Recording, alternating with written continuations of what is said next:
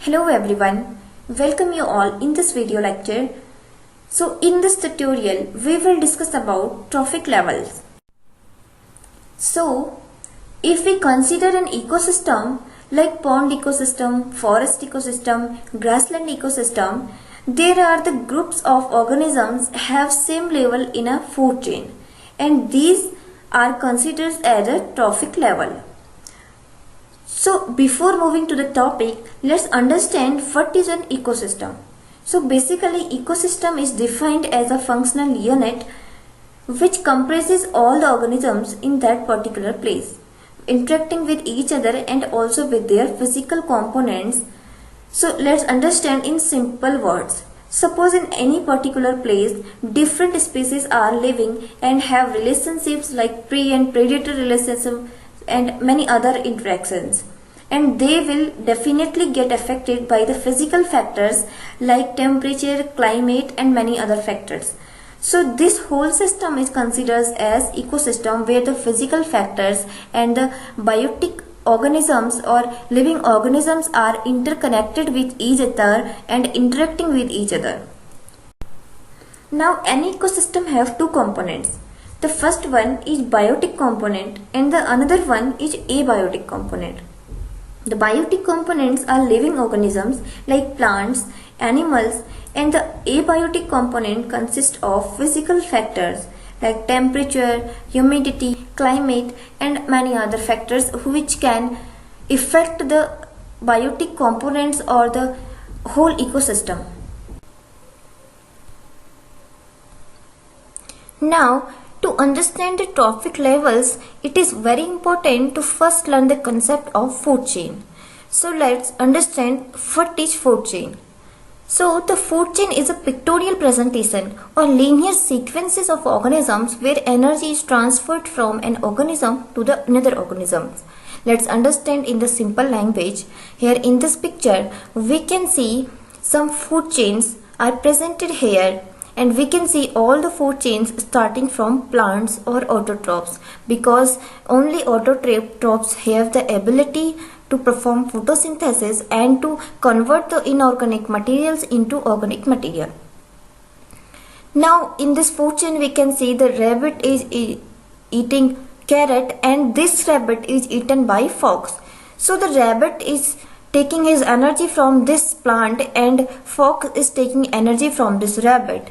So this is the linear sequence how these are the producers, how the producers are eaten by some primary consumers and take energy, and these primary consumers are further eaten by secondary consumers and take energy.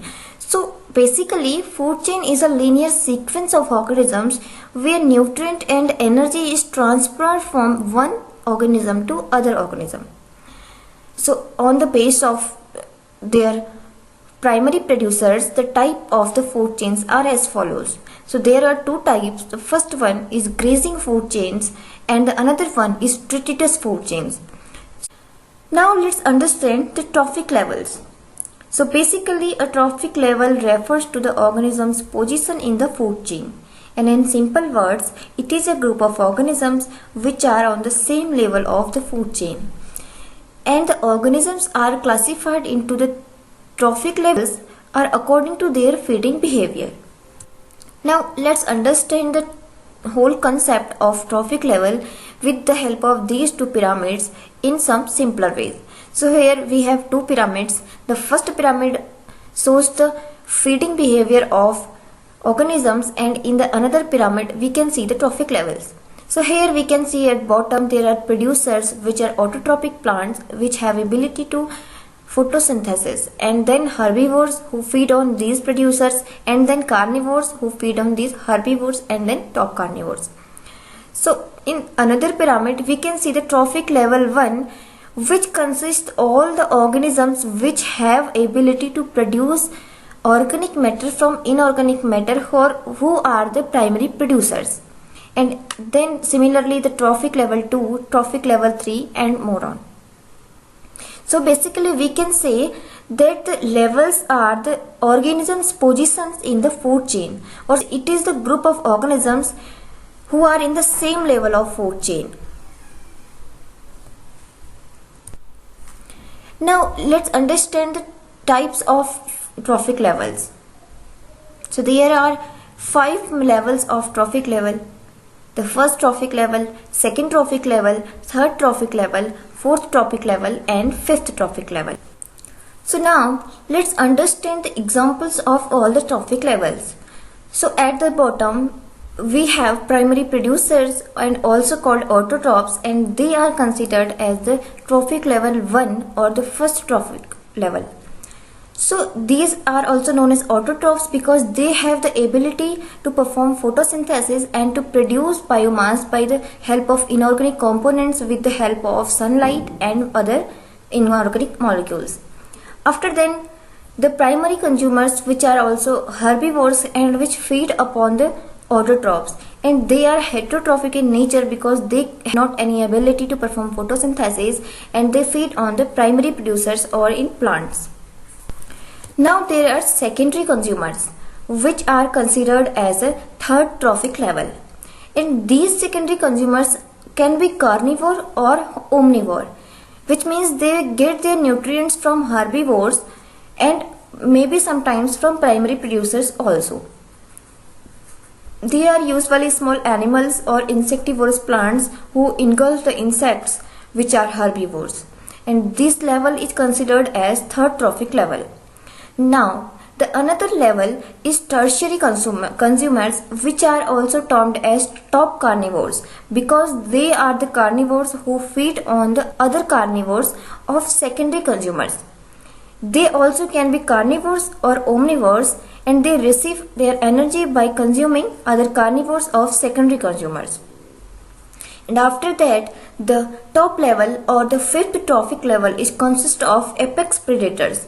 They, as the name indicates, the apex predators, they exist in the top of the food chain, and because they do not any natural predator, so they also called as apex predators. The examples are lion, tiger and many others.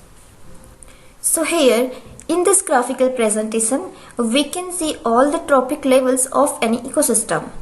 Here we can see in the bottom there are producers or primary producers, also known as autotrophs, who perform photosynthesis and made organic matter or organic molecules with the help of sunlight and inorganic molecules. Then the herbivores feed upon them and get energy from these producers.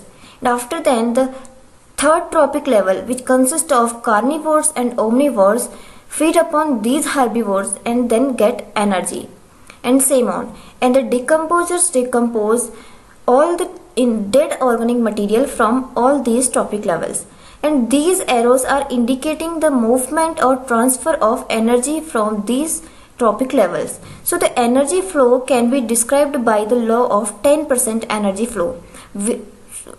According to this law, there will be 1% of energy will transferred into the other trophic level. So in this video, we have discussed about the trophic levels and their examples. Thank you.